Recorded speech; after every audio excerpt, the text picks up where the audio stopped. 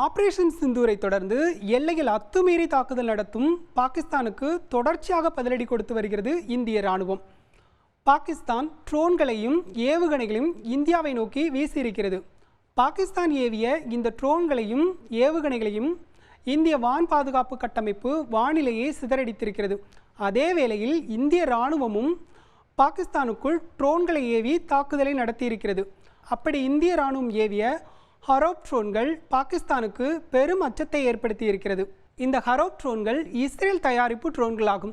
இஸ்ரேலிடமிருந்து இந்திய இராணுவம் வாங்கியிருக்கிறது. சுமார் ஒரு 6 மணி நேரம் வானிலேயே பறக்க வல்லது.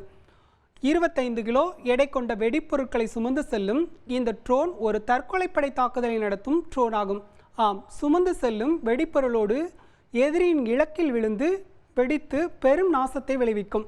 2.6 மீட்டர் நீளம் கொண்ட இந்த ட்ரோன்கள் எதிரியின் ரேடாரில் எளிதில் சிக்குவது கிடையாது. இந்தியா இந்த ட்ரோனை அனுப்பிய போது பாகிஸ்தான் ரேடார் சிஸ்டம் கண்டுபிடிக்கவில்லை.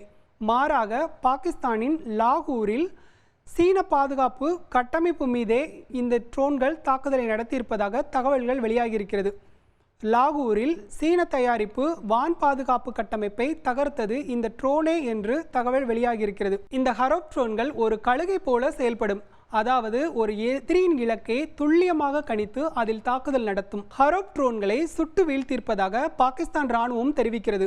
அதே வேளையில் பாகிஸ்தானின் ரேடார் சிஸ்டம் மற்றும் அதன் வான் பாதுகாப்பு கட்டமைப்பை தாண்டி இந்த ட்ரோன்கள் நடத்திய தாக்குதல் அந்நாட்டு இராணுவத்திற்கு ஒரு கலக்கத்தை ஏற்படுத்தி இருக்கிறது என்றே சொல்கிறார்கள் சர்வதேச பாதுகாப்பு வல்லுநர்கள்.